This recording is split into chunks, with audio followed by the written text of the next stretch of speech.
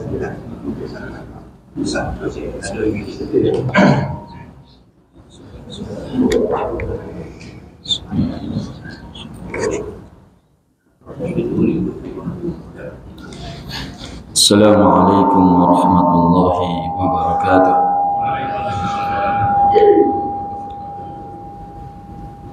Innal hamdalillah nahmaduhu wa nasta'inuhu wa nastaghfiruh wa na'udzu billahi min shururi anfusina wa min sayyiati a'malina.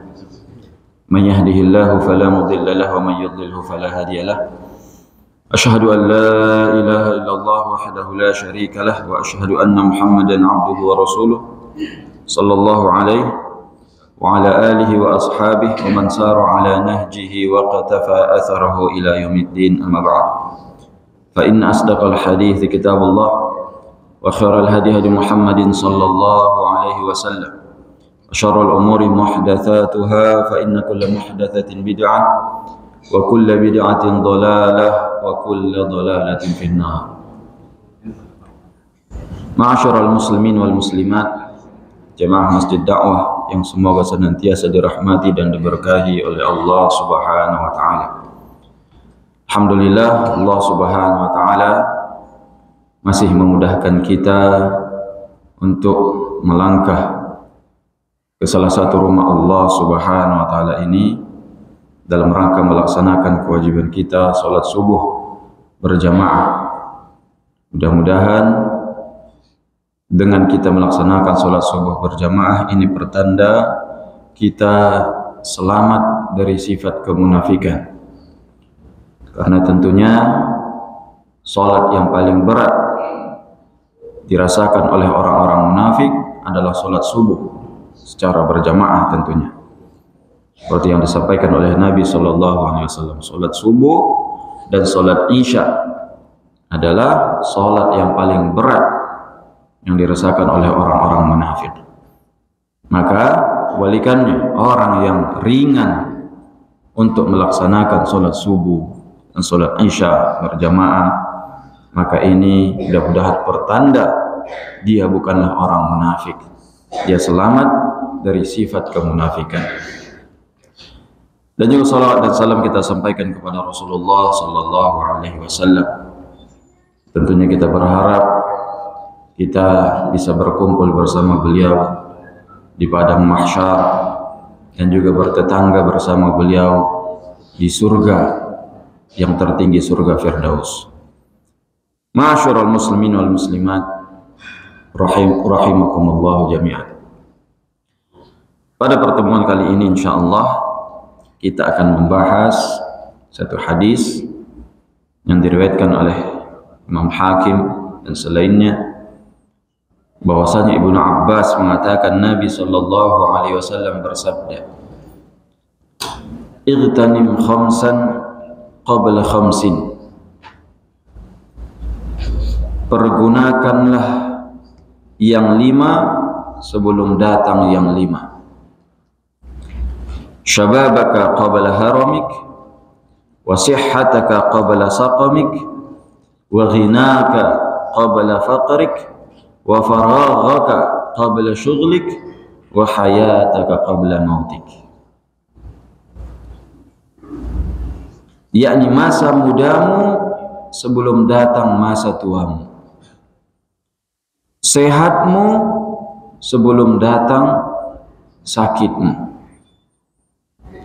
masa kayamu sebelum datang masa miskinmu, waktu luangmu sebelum datang kesibukanmu, dan secara umum kehidupanmu sebelum datang kematianmu. Nah, ini tentunya nasihat yang sangat berharga, yang intinya adalah mempergunakan waktu dengan sebaik-baiknya, mempergunakan umur kita dengan sebaik-baiknya. Segala kesempatan dalam hidup kita pakai sebelum kita kehilangan nikmat tersebut, yang mana tentunya Allah Subhanahu wa taala banyak sekali berfirman di dalam Al-Qur'an tentang pentingnya waktu. Kita tahu wal asri, demi masa, menunjukkan pentingnya waktu.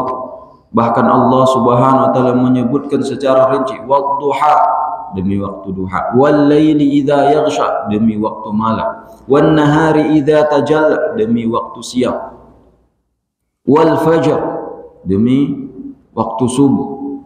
Itu semua tentunya Allah Subhanahu wa taala tidak sembarang bersumpah. Allah bersumpah memakai makhluk-makhluk Allah yang sangat agung. Ini menunjukkan keagungan waktu, begitu pentingnya waktu.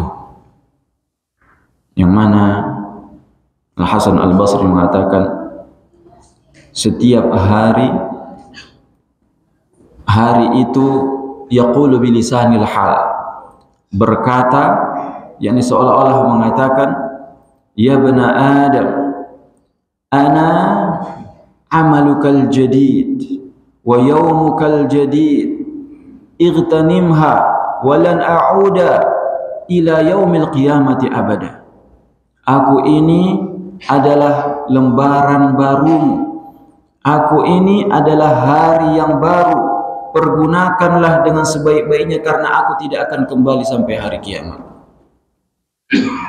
Kalau lewat satu hari, maka tidak akan pernah kembali lagi sampai hari kiamat.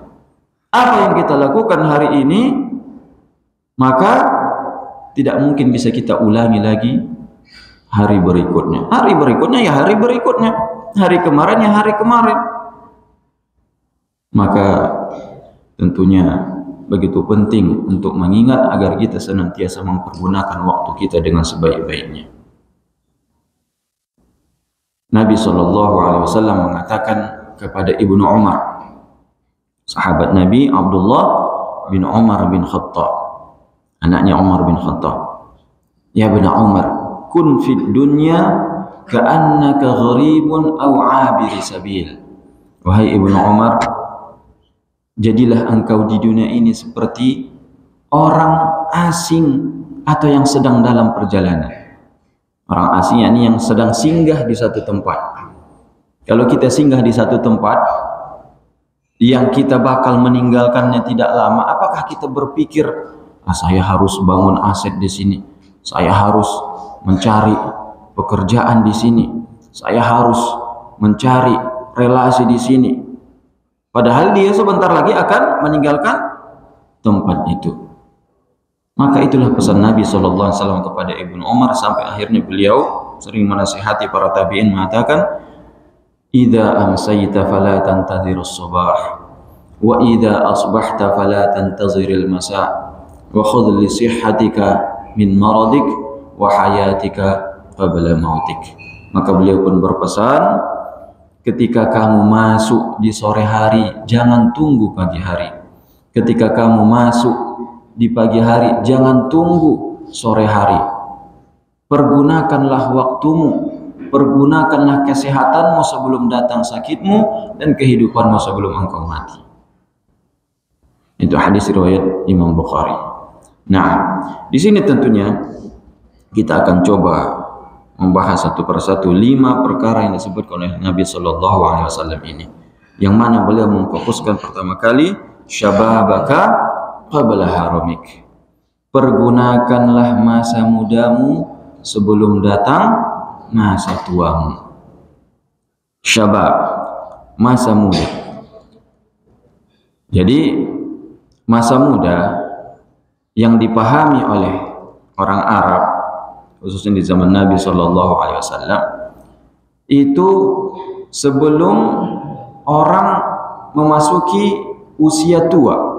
Kalau kita memahami mungkin masa muda itu ya 17 tahun sampai ya mungkin sampai dia menikah. Tapi yang dimaksud oleh Nabi SAW masa muda, kata para ulama, ila sinni arba'in, sampai umur 40 tahun. Makanya disebutkan Nabi SAW diutus sebagai Rasul itu di puncak masa mudanya, di umur 40 tahun. Nah, jadi orang yang masih berumur 40 tahun ke bawah itu masih tergolong orang yang muda, pemuda. yang masih punya kekuatan yang matang tentunya, yang masih memiliki kesanggupan yang lebih dibandingkan orang-orang yang 40 tahun ke atas.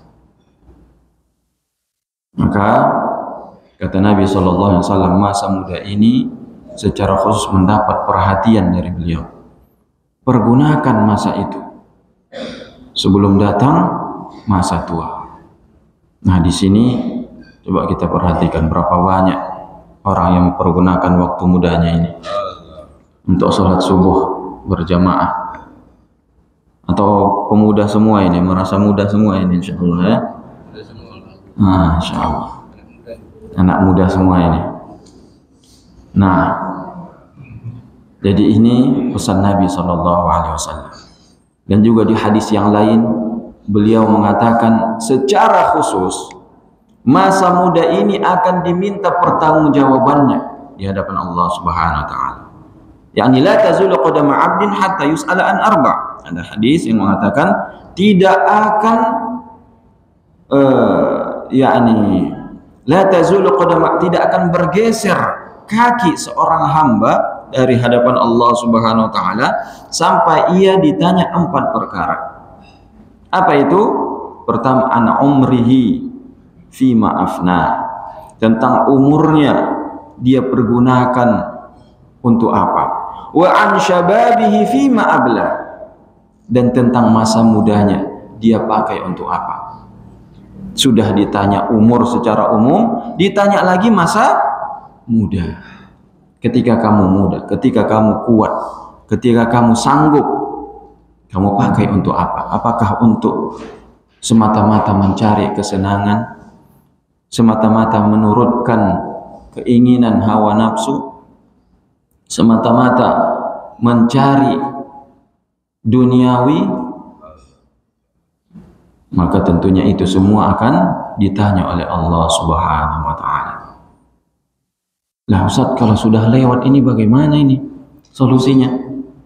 Saya masa muda dulu tidak perhatian terhadap agama. Maka seperti pesan Fudail bin Iyad ketika ia menemukan seseorang yang sudah tua, mengatakan, kamu umur berapa? Umurmu? Dia mengatakan situna sana, 60 tahun. Subhanallah, sejak 60 tahun engkau terus jauh dari Allah Subhanahu wa taala, dan engkau sekarang sedang menuju Allah Subhanahu wa taala. Maka ia mengatakan inna lillahi wa inna ilaihi raji'un. Maka orang tersebut mengatakan inna lillahi wa inna ilaihi raji'un. Maka Fudail mengatakan, apakah kamu paham makna inna lillahi wa inna ilaihi raji'un? Paham? Apa artinya? Sesungguhnya kita milik Allah dan kepada Allah lah kita kembali. Maka Fudail kembali mengatakan, kalau memang kamu tahu kamu akan kembali kepada Allah, maka kamu tahu kamu akan berdiri di hadapan Allah. Dan ketika kamu tahu kamu berdiri di hadapan Allah, kamu tahu kamu akan ditanya oleh Allah Subhanahu wa taala. Dan kalau kamu tahu kamu akan ditanya, silahkan persiapkan jawabannya. Maka orang tersebut pun menangis. Apa jawaban yang akan kujawab di hadapan Allah Subhanahu wa taala? Maka ia pun mengatakan, famal hayilah, terus apa jalan keluar wahai Fudail? Yasira, jalan keluarnya mudah. Bagaimana caranya? Yani igtanim ma baqi yaghfirullahu laka ma madha. Pergunakan yang sebaik-baiknya apa yang sisa ini, semoga Allah Subhanahu wa taala mengampuni apa yang telah lalu.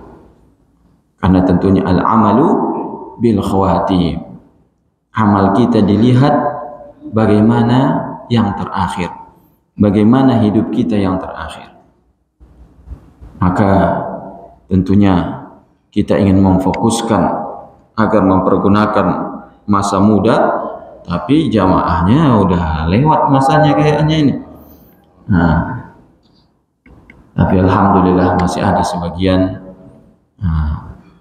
walaupun di belakang-belakangnya ya, yang masih muda, yang tentunya nasihat ini sangat dibutuhkan bagi para pemuda, dan saya secara khusus tentunya ini masih muda ini insya Allah. Umur sekarang masih 35 tahun. Nah, maka tentunya masa muda ini adalah masa yang sangat produktif. Masa muda inilah yang menjadikan Abdullah bin Amr bin As semangat beribadah, yang akhirnya ketika masa tua dia pun menyesal tidak menerima rukhsah Nabi sallallahu alaihi wasallam. Abdullah bin Amr bin As, beliau salat malam itu khatam 30 juz. Di siang hari yasumud dahar. Apa itu siam dahar? Puasa setiap hari, puasa sepanjang masa. Maka ketika dia menikah, dinikahkan oleh ayahnya Amr bin As, maka istrinya pun mengeluh kepada mertuanya Amr bin As, dan Amr bin As mengadukan kepada Nabi Shallallahu Alaihi Wasallam, dan beliau pun memanggil Amr bin As dan bertanya, bukan Amr bin As, ini Abdullah bin Amr bin As. Ya Abdullah, benarkah yang saya dengar engkau itu kalau sholat malam sampai khatam 30 juz? Benar ya Rasulullah. Benarkah kalau siang hari engkau setiap hari berpuasa? Benar ya Rasulullah. Terus bagaimana hak keluargamu? A'ti kulladhi haqqin haqqah. Berikanlah setiap sesuatu haknya masing-masing. Maka boleh mengatakan, wahai Abdullah, khatamkanlah Al-Quran sekali sebulan. Sekali sebulan dia merasa ini terlalu lama. Ya Rasulullah, aqdir aktsara min dzalik. Aku sanggup lebih dari itu ya Rasulullah. Kalau begitu, fi kulli sab'a, setiap 7 hari, 1 pekan sekali lah. 1 pekan sekali berarti kurang lebih 5 juz 1 hari atau 1 malam. Karena tentunya para sahabat rata-rata baca Quran itu ketika sholat tahajud, sholat malam. Makanya hadis tentang Al-Quran akan mensyafaati pelakunya di hari kiamat, itu Al-Quran menyebutkan alasannya karena Al-Quran telah menghalangi tidurnya di malam hari. Hadis riwayat Bukhari, yakni puasa dan Quran akan memberi syafaat di hari kiamat, kata Nabi sallallahu alaihi wasallam. Puasa akan mengatakan, ya Allah, gara-gara saya dia tidak bisa makan di siang hari, maka selamatkanlah dia karenaku. Datang Al-Quran, ya Allah, gara-gara saya tidurnya terganggu di malam hari, dia tidak tidur di malam hari, selamatkanlah ia karenaku. Nah, jadi kalau kita ingin menjadi ahlul Quran yang sebenarnya, kita baca Quran, kita hafalkan Al-Quran untuk persiapan kita sholat di malam hari. Nah, jadi Abdullah bin Amr bin As, kembali tadi kepada Abdullah bin Amr bin As, dia masih muda, semangat dalam beribadah, beramal. Kemudian ia minta lebih lagi, 7 hari. Dia mengatakan, aqdir aktsara min dzalik, saya sanggup lebih dari itu ya Rasulullah.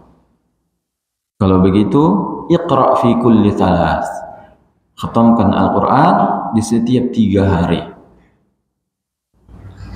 Saya sanggup lebih dari itu ya Rasulullah. Tidak ada yang lebih dari itu. Orang yang membaca lebih dari itu, maka tidak akan memahami maknanya, kata Nabi Shallallahu Alaihi Wasallam. Jadi beliau menyuruh Abdullah bin Amr bin As baca Quran itu, khatam itu sekali 3 hari. Setiap hari berapa juz berarti? 10 juz. Nah. Kemudian beliau mengatakan, puasalah 3 hari dalam sebulan. Nah, 3 hari dalam sebulan, saya sudah biasa setiap hari berpuasa. Ya Rasulullah, saya sanggup lebih dari itu. Maka beliau mengatakan, kalau begitu puasa sehari, tidak puasa 2 hari. Ya Rasulullah, saya sanggup lebih dari itu. Kalau begitu puasa sehari, tidak puasa 1 hari. Saya sanggup lebih dari itu ya Rasulullah. Tidak ada lebih baik dari itu. Itu adalah puasa terbaik, puasanya Nabi Daud. alaihi salam. Maka beliau pun menerima perintah Nabi Shallallahu Alaihi Wasallam. Beliau senantiasa puasa Daud di siang hari, dan di malam hari beliau 10 juz yang beliau baca setiap malam sambil sholat tahajud. Tapi di masa tuanya beliau merasa berat melaksanakannya, dan tentunya beliau paham khairul a'mal madama wa in qalla. Sebaik-baik amalan itu yang terus menerus dilaksanakan walaupun sedikit. Yakni beliau tidak istiqamah. Jadi beliau terus di masa tuanya tetap melakukan apa yang sudah beliau lakukan di masa mudanya. Puasa Daud setiap hari, kemudian sholat malam 10 juz. Tapi beliau merasa sangat keberatan, dan beliau mengatakan, laitani qabiltu rukhsata Rasulillah sallallahu alaihi wasallam. Andaikan saja saya terima rukhsahnya Rasulullah sallallahu alaihi wasallam, tentu akan lebih mudah lagi. Tapi tentunya menjadi poin di sini bagaimana masa muda beliau sanggup beribadah dengan begitu banyaknya, yang tidak bisa beliau lakukan atau sangat berat beliau lakukan ketika sudah masuk masa tua. Maka bagi para pemuda yang tentunya masih diberikan kesanggupan oleh Allah Subhanahu wa taala, saya sendiri juga tentunya nasihat ini untuk diri saya pribadi juga, agar mari kita pergunakan masa ini dengan sebaik-baiknya menghafal Al-Quran, membaca Al-Quran, beribadah kepada Allah Subhanahu wa taala, salat malam di malam hari. Karena tentunya bisa jadi nikmat ini akan hilang dari kita. Nah, selanjutnya, wasihhataka qabla saqamik. Masa sehatmu sebelum datang sakitmu. Kesehatan adalah nikmat yang sangat besar. Jangan kita kira nikmat itu hanya berupa uang semata, berupa rezeki semata. Yakni rezeki kita anggap adalah hanya ketika kita punya banyak materi, banyak uang. Kesehatan adalah nikmat yang sangat besar. Kesehatan adalah tajun fi ru'usil asihha la yarahu illa al-marda. Kata para ulama, kesehatan itu adalah mahkota yang dipakai oleh orang-orang sehat, yang tidak dilihat kecuali oleh orang-orang sakit. Kalau sudah sakit baru tahu bagaimana nikmatnya kesehatan. Jadi kita ini yang masih diberikan kesehatan, sanggup berjalan ke masjid, maka ini nikmat yang sangat besar. Betapa banyak orang-orang yang ketika dia sehat tidak melaksanakan perintah Allah, ketika sakit barulah dia menyesal. Aduh, andai saja dulu ketika saya sehat, saya rajin beribadah, saya rajin melakukan amalan-amalan, maka nikmat kesehatan ini adalah nikmat yang luar biasa. Karena banyak juga kaum muslimin yang meremehkan nikmat kesehatan. Ada pernah salah satu jamaah datang mengeluhkan, Ustaz, kenapa ya usaha saya tidak pernah berkembang? Padahal saya selalu mengamalkan sunnah, melaksanakan kewajiban. Terus dia mengatakan, tapi memang saya tidak pernah ke rumah sakit, Ustaz. Masya Allah, itu adalah nikmat yang sangat besar. Tidak pernah ke rumah sakit, senantiasa sehat. Apakah kamu berharap punya harta yang banyak, tapi setiap bulan harus check up ke rumah sakit, harus cuci darah? Maka tentunya orang yang seperti itu yang tidak memahami nikmat Allah Subhanahu wa taala. Ar-rizqu yakni kullu ma yaqumu bihil haya min al-maddah al-ma'nawiyah wa az-zahiriyah. Rezeki itu adalah segala yang menopang kehidupan kita, baik secara zahir maupun ma'nawi. Jadi kesehatan tentunya salah satu rezeki yang sangat besar dari Allah Subhanahu wa taala. Syekh Muhammad Hasan pernah mengatakan, saya pernah menjenguk salah satu miliarder di Mesir, dari orang Mesir. termasuk orang yang sangat kaya. Beliau mengunjungi orang yang sedang sakit. Ternyata miliarder tersebut sudah terkena stroke beberapa bulan. Didatangi, kemudian dia mengeluhkan karena dulu miliarder tersebut tentunya orang yang sangat rajin berinfak. Kemudian ketika didatangi, ia mengatakan, seandainya setengah hartaku ini bisa membayar agar tanganku bisa menggaruk punggungku yang sedang gatal ini, aku akan berikan. Dia stroke, tidak bisa bergerak apa-apa. Untuk menggaruk punggungnya yang gatal saja harus menyuruh orang lain. Ya kalau orang lain ada mungkin bisa, orang lain lagi tidak ada, maka dia sendirian. Dia merasa gatal, dia merasa sangat menderita, tidak bisa menggerakkan tangannya. Maka begitulah nikmat kesehatan. Semua materi yang kita punya kalau tidak ada kesehatan maka tidak ada gunanya. Maka kita syukuri nikmat yang begitu besar ini, nikmat yang begitu agung ini, dengan mempergunakannya dalam ketaatan kepada Allah Subhanahu wa taala. Disebutkan At-Tabari atau Al-Qurtubi kalau tidak salah, beliau umurnya sudah sampai 100 tahun. Kemudian ketika naik perahu sudah sampai di pinggir, beliau melompat. Orang-orang heran, ini umurnya udah 10 tahun tapi bisa dari perahu lompat ke pinggir. Subhanallah, kata orang-orang. Dia pun melihat orang-orang yang heran, mengatakan, kenapa kalian heran? Kalian heran karena saya masih sehat saja? Hadza hafiznahu fi shighar fa hafizallahu lana fil kibar. Anggota badan ini kami jaga ketika kami masih muda, yakni tidak bermaksiat, maka Allah jaga untuk kami ketika kami tua, kata beliau. Jadi tentunya kalau kita bersyukur akan nikmat Allah Subhanahu wa taala, Allah akan tambah nikmat tersebut. Maka mari kita syukuri kesehatan ini. Mumpung kita masih bisa membaca Al-Qur'an. Banyak orang yang begitu susah untuk melihat Al-Qur'an saja, untuk membaca Al-Qur'an tidak bisa. Maka mari kita baca. Mumpung kita masih bisa melangkah ke masjid, mari kita istiqomah senantiasa melangkah ke masjid. Nah, jadi kesehatan adalah nikmat yang kedua yang disebutkan oleh Nabi Sallallahu Alaihi Wasallam di sini. Sebelum engkau sakit, pergunakanlah nikmat kesehatan tersebut dengan sebaik-baiknya. Kemudian yang ketiga, waginaka qabla faqarika. Masa kayamu sebelum datang masa miskinmu.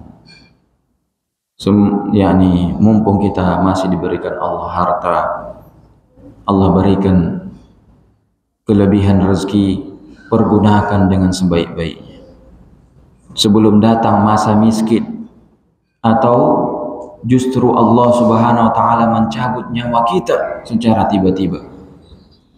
Maka di dalam Al-Qur'an, ketika seseorang sudah datang kematian kepadanya, qala akhirni, qala rabbi akhirni, yakni la'alli fa asaddaq wa akum minas salihin. Ya Allah, undurkanlah usiaku. Akhirni, ya Allah, tambahlah usiaku. Fa asaddaq wa akum minas salihin. Aku akan bersedekah dan aku akan menjadi orang-orang saleh.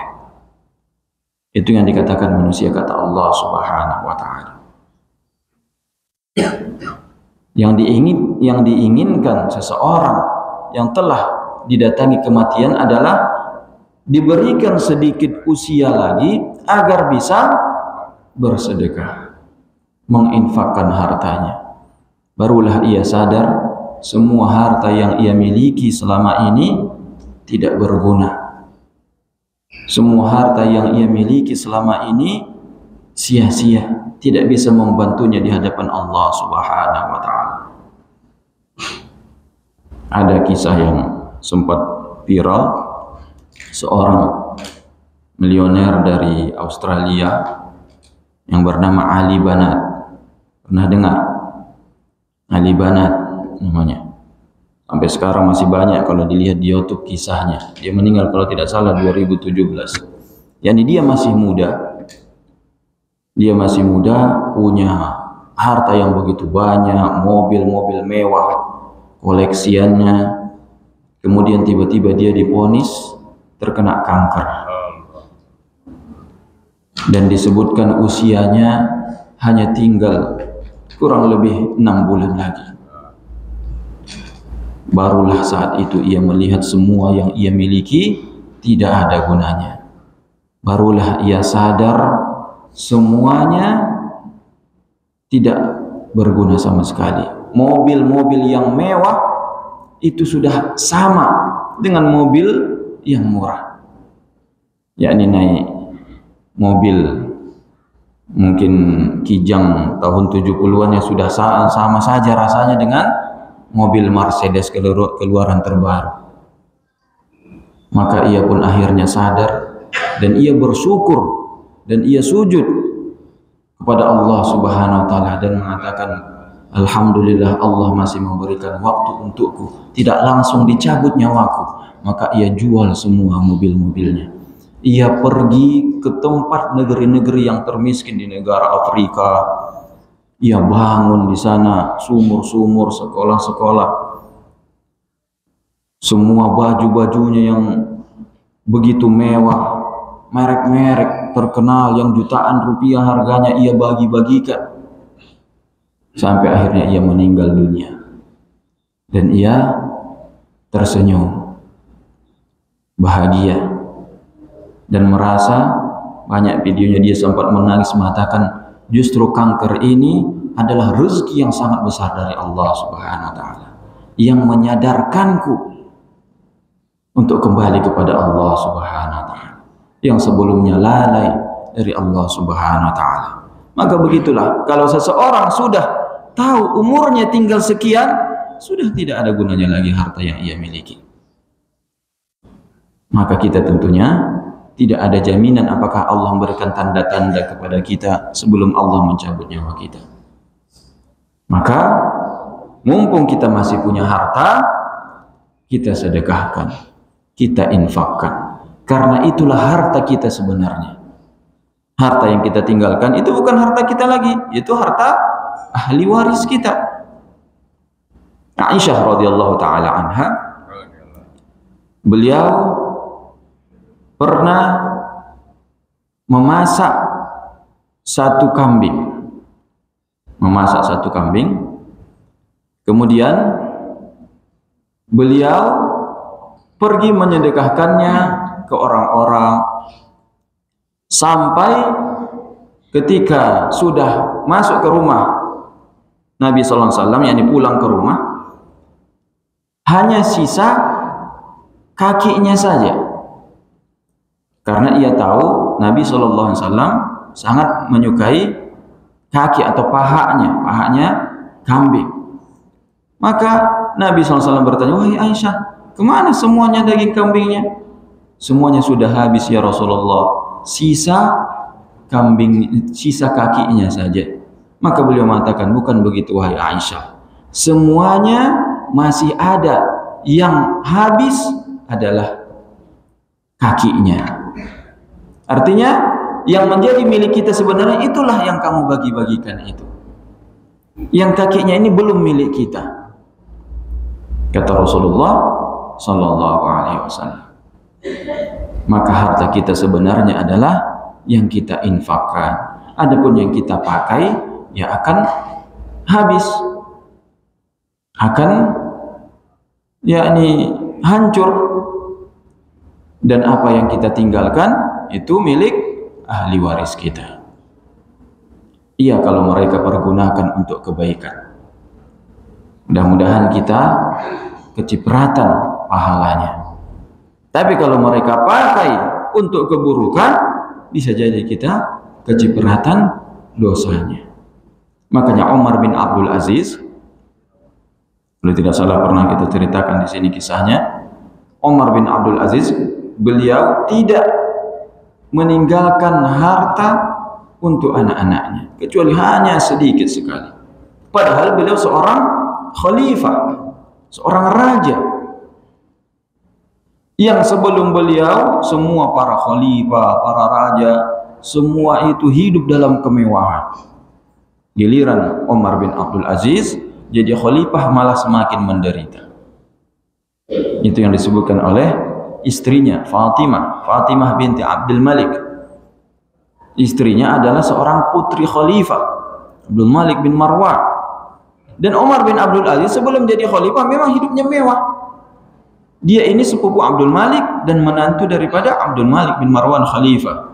Dan setelah Abdul Malik bin Marwan, anaknya Al-Walid bin Abdul Malik menjadi khalifah, maka itu menjadi iparnya, maka dia hidup di kemewahan Umar bin Abdul Aziz. Tapi setelah jadi khalifah, beliau hanya menginginkan akhirat. Beliau pun ingat bahwasanya semua harta ini adalah titipan Allah Subhanahu wa taala. Maka ketika beliau di akhir hayatnya, yakni beliau wafat terkena racun, diracun oleh orang, begitulah orang-orang baik, banyak orang yang tidak senang. Umar bin Abdul Aziz hanya memimpin 2 tahun saja. Dan di masa 2 tahun ini hilang kemiskinan. Tidak ada orang miskin di masa beliau. Orang sibuk mau membayar zakat, tapi tidak ada yang mau menerima zakat. Kalau di zaman sekarang uang 50.000 saja dibagi-bagi, rela mati-matian antri injak kawannya. Di zaman Umar bin Abdul Aziz datang membawa harta jutaan rupiah, siapa yang mau menerima zakatku? Aku juga di rumah itu zakatku nggak tahu mau dikemanain. Begitu di zaman Umar bin Abdul Aziz. Tapi kemudian beliau diracun, dan beliau di akhir hayatnya memanggil anak-anaknya. Kemudian beliau pun berpesan, wahai anak-anakku, kalian antara 2 kemungkinan, jadi orang soleh atau selain orang soleh, yakni orang jahat. Kalau kalian orang soleh, fallahu yatawallas salihin, Allah pasti melindungi orang-orang yang saleh. Tapi kalau kalian orang yang tidak baik, aku tidak mau membantu kalian dengan harta untuk perbuatan jahat kalian. Kata Umar bin Abdul Aziz, sebenarnya ayah kalian ini sanggup menjadikan kalian orang-orang yang hidup di dalam kemewahan. Tetapi maukah kalian hidup mewah, ayah kalian masuk neraka? Maka semuanya tentunya menangis dan mendengar dan mengatakan, kami rela bagaimanapun perlakuan ayah terhadap kami. Maka Umar bin Abdul Aziz wafat yang di usia masih belia, tidak sampai umur 40 tahun. Rahimahullahu ta'ala. Nah, jadi mumpung kita masih punya harta, masih Allah berikan kelebihan harta, mari kita pergunakan dengan sebaik-baiknya. Kita bersedekah, berinfak, dan perlu kita sampaikan tentunya Allah Subhanahu wa taala menjelaskan kita berinfak yang lebih baik itu kepada siapa? Maka Allah menjawab, yas'alunaka madza yunfiqun, wahai Muhammad, mereka, ini para sahabatmu bertanya, kemana harta mereka infakkan? Qul ma anfaqtum min khair falil walidain wal aqrabin wal yatama wal masakin wa banis sabil. Maka Allah mengatakan, katakan wahai Muhammad, harta yang mereka infakkan falil walidain, serahkanlah kepada orang tua. Yang pertama tentunya kalau kita masih memiliki orang tualah yang paling pantas kita bahagiakan, kita serahkan harta yang begitu banyak, uang sebanyak-banyaknya, walaupun ia pakai untuk hal-hal yang mubah. Walaupun saya pernah dengar cerita dari kawan, abangnya yang kerja di Malaysia sering memberikan uang yang begitu banyak kepada ayahnya. Ayahnya kemudian sangat senang dan sering membeli tanah, tapi sering kena tipu.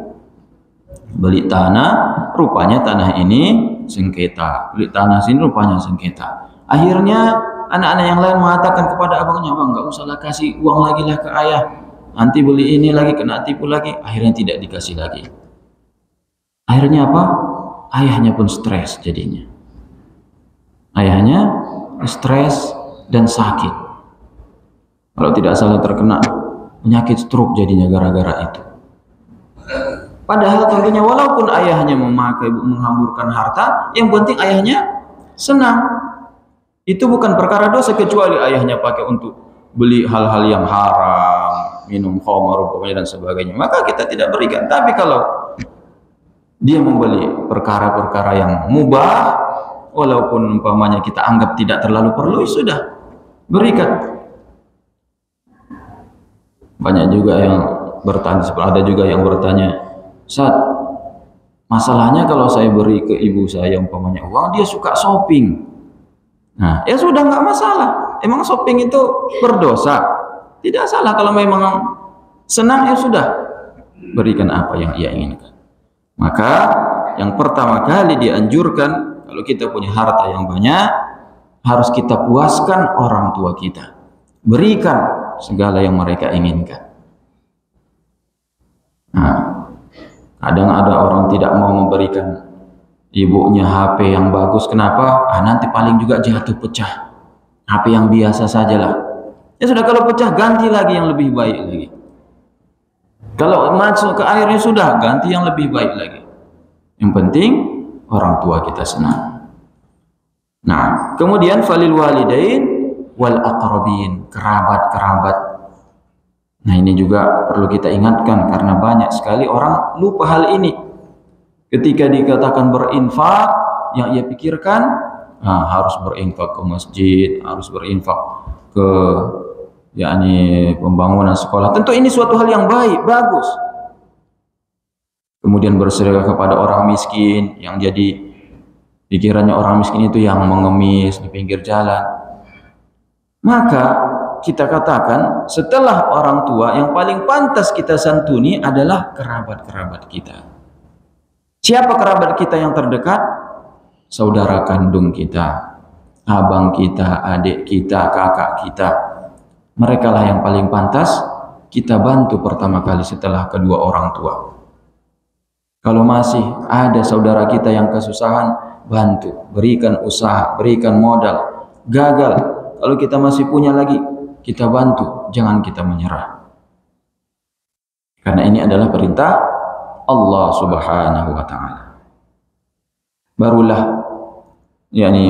wal aqrabin wal yatama, barulah anak-anak yatim, wal masakin, barulah orang-orang miskin, wa banis sabil, barulah ibnu sabil yang musafir. Nah, itu urutannya setelah orang tua dan kerabat-kerabat kita.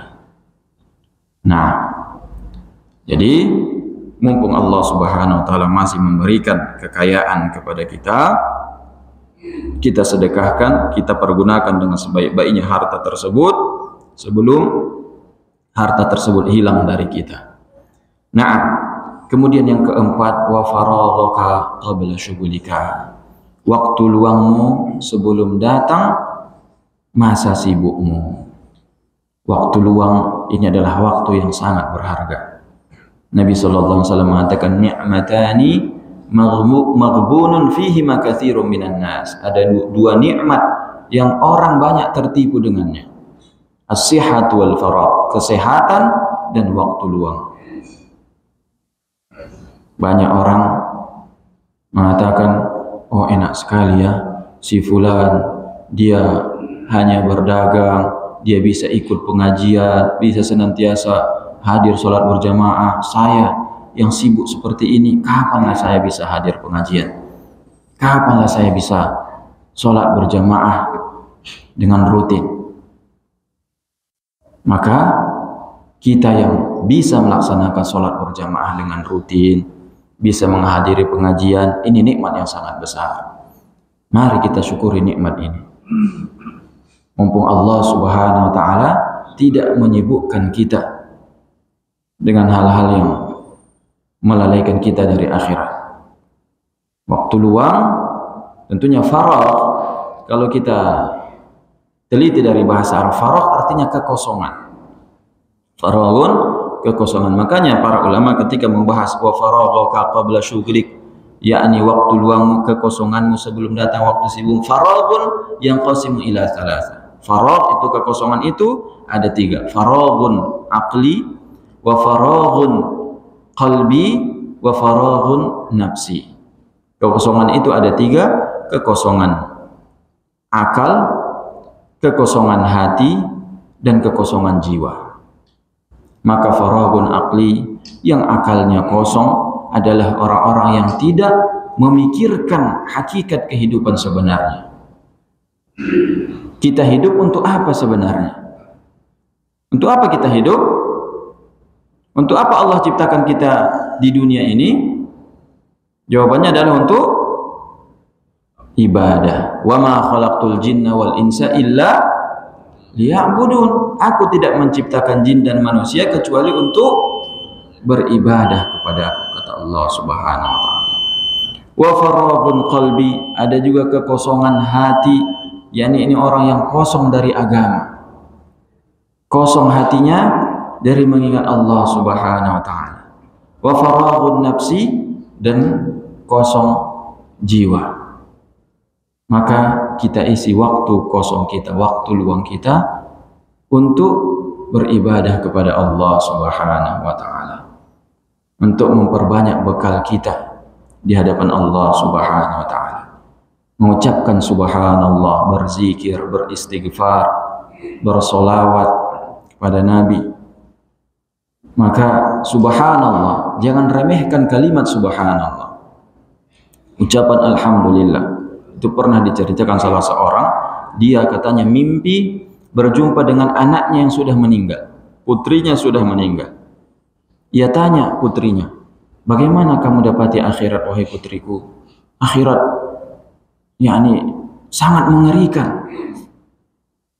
Kita tahu sebenarnya wahai ayah, tapi kita tidak mengamalkan. Kita tahu subhanallah begitu besar pahalanya, tapi kita tidak mengamalkan.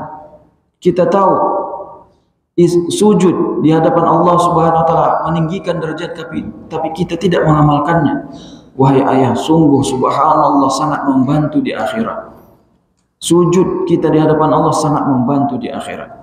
Ini dalam hadis kita mungkin sering mendengar subhanallah, subhanallah wa bihamdi subhanallahil azim adalah 2 kalimat yang ringan diucapkan tapi berat di timbangan dan sangat disukai oleh Allah Subhanahu wa taala.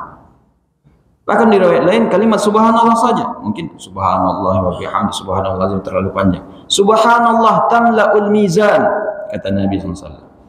Kalimat subhanallah itu memenuhi timbangan kebaikan. Kalimat subhanallah, subhanallah walhamdulillah tamla'ani ma baina samai wal ardh. Dan kalimat subhanallah alhamdulillah itu memenuhi antara langit dan bumi. Maka kalimat-kalimat zikir seperti ini itu sangat besar pahalanya di sisi Allah Subhanahu wa taala. Bisa jadi itulah yang menjadi penyelamat kita nantinya di yaumul hisab. Dan bisa jadi itulah pembeda derajat kita dengan kawan-kawan kita di surga. Di surga itu berapa tingkatan? 7? Tidak. 8? Tidak. Itu pintu surga 8. 7 pintu neraka. Memang ada yang mengatakan 7 pintu surga, tapi itu tidak ada dalilnya. Yang ada dalilnya hadis riwayat Bukhari, hadis yang sahih. Nabi mengatakan inna fil jannah mi'atu darajah. Ma bainad darajatain kama bainas sama'i wal ardh. Di surga itu 100 tingkatan. Antara satu tingkatan dengan yang lainnya itu antara langit dan bumi. Nah, antara langit dan bumi. Subhanallah. Maka bisa jadi kita sama-sama berjamaah, sama-sama kawan kita, tapi loh, kok saya tingkat 50, dia tingkat 70 umpamanya. Ternyata ketika duduk dia menggerakkan lisannya mengucapkan subhanallah, subhanallah. Ketika dia berjalan dia senantiasa istighfar, astagfirullah, astagfirullah. Maka bisa jadi kalimat-kalimat seperti itu adalah pembeda di hari kiamat. Maka pergunakan dengan sebaik-baiknya waktu luang kita. Ketika kita di atas kendaraan, jangan sampai kita naik mobil umpamanya macet, justru mengeluh, putar musik. Mending kita berzikir, atau ya kita putar radio-radio dakwah. Alhamdulillah Pekanbaru ada radio Al-Hidayah yang 24 jam. Nah, bukan 24 jam ya, kalau malam nggak ada siaran. Nah, ya siang malam lah ada kajian, atau kalau tidak kajian dia bentuknya membaca bacaan Al-Quran. Nah itu 103,4 FM. Nah ini bukan promosi ini ya, saya nggak ada hubungannya dengan Radio Al-Hidayah. Nah semoga ya kita bisa sama-sama mengambil manfaat. Nah kalau di mobil, nah, putar saja 103,4 FM. Itu Radio Al-Hidayah yang isinya adalah ceramah dan bacaan Al-Quran. Kita tidak tahu satu kalimat itu yang menjadikan kita berubah. Banyak para ulama mereka berubah itu gara-gara satu kalimat, satu teguran. Ada salah satu ulama hadis yang terkenal, bahkan disebutkan ini gurunya Imam Malik. Dia itu dulu kerjaannya yakni sebagai pemusik. Kemudian lewat seseorang, maka kawan-kawannya kabur kecuali dia. Loh, kenapa kalian kabur? Dia nggak tahu siapa yang datang.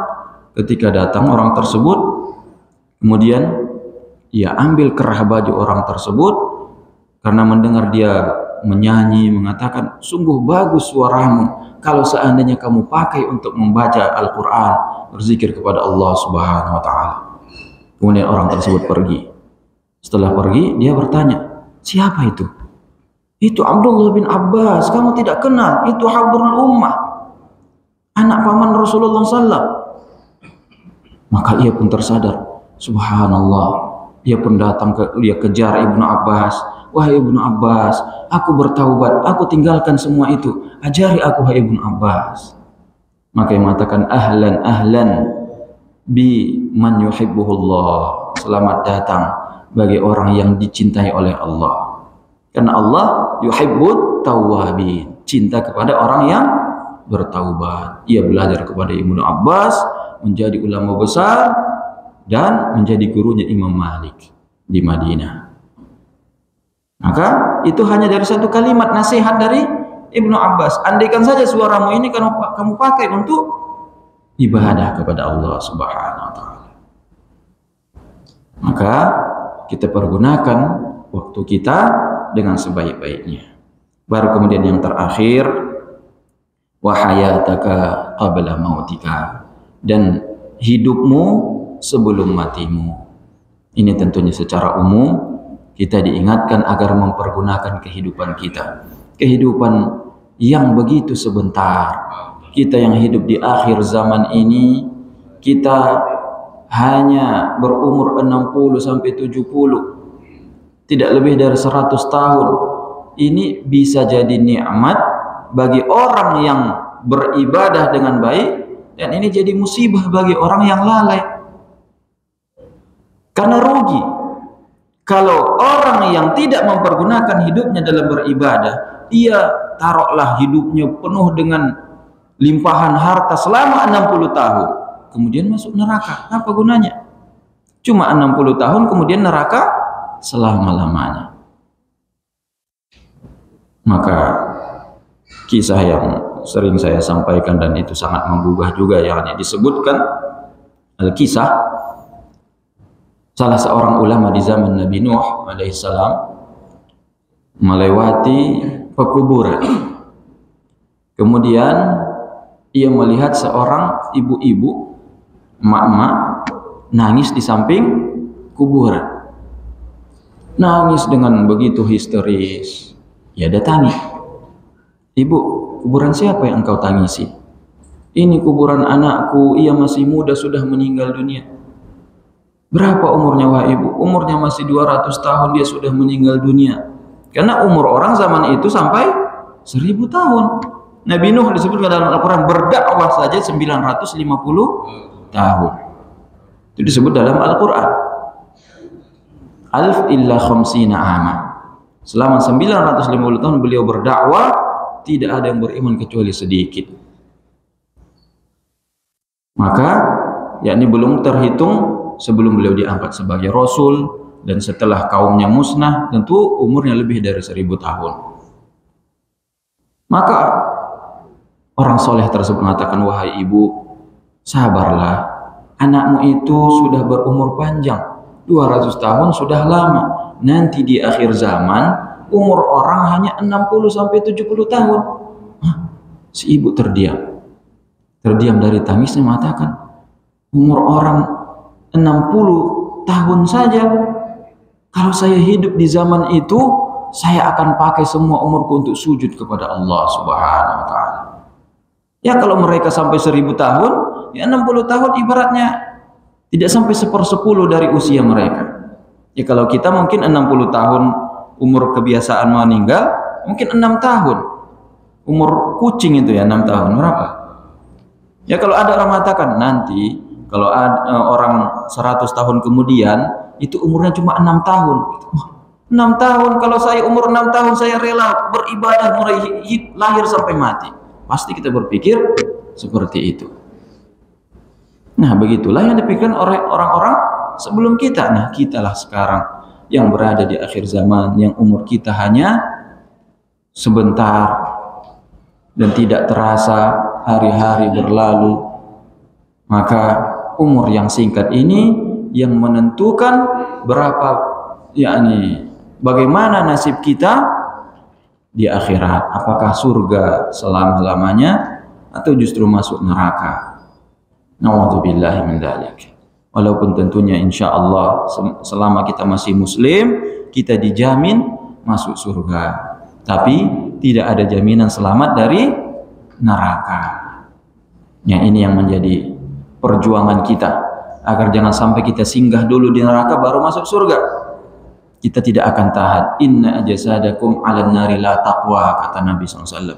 Jasad kalian tidak akan sanggup menahan neraka Allah Subhanahu wa Ta'ala. Api neraka Allah itu 70 kali lipat panasnya dibandingkan api dunia. Kalau di dunia ini panasnya sampai 1000 derajat Celcius, sampai 2000 derajat Celcius. Kalau apinya membiru katanya sampai 2000 derajat Celcius, itu kali 70. Bayangkan bagaimana panasnya. Semuanya akan meleleh dengan api Allah Subhanahu wa Ta'ala. Maka mari kita pergunakan kehidupan kita dengan sebaik-baiknya, dengan beramal kepada Allah Subhanahu wa Ta'ala. Yang namanya hidup ini adalah mazra'atul akhirah, kebunnya akhirat, yang nanti hasilnya kita akan panen di hari kiamat setelah kita berbangkit dari alam kubur. Maka mari kita tanam tanaman kita sebanyak-banyaknya, kita tanam amalan-amalan kita sebanyak-banyaknya, yang nanti akan kita panen di hadapan Allah Subhanahu wa Ta'ala. Nah, baiklah ma'asyiral muslimin wal muslimat rahimakumullah jami'an. Mungkin kita tidak perpanjang lagi kajian kita pada kesempatan kali ini. Mudah-mudahan nasihat yang kita sampaikan ini bisa memotivasi kita untuk lebih dekat dengan Allah Subhanahu wa Ta'ala. Tentunya nasihat semua yang saya sampaikan bukan berarti saya lebih baik. Nasihat ini juga saya niatkan untuk diri saya pribadi juga. Maka saya mohon maaf atas segala kesalahan, dan kepada Allah Subhanahu wa Ta'ala saya mohon ampun. Wassallallahu ala nabiyina Muhammad walhamdulillahirabbil alamin. Subhanakallahumma bihamdik asyhadu an la ilaha illa anta astaghfiruka wa atubu ilaik. Wassalamualaikum warahmatullahi wabarakatuh.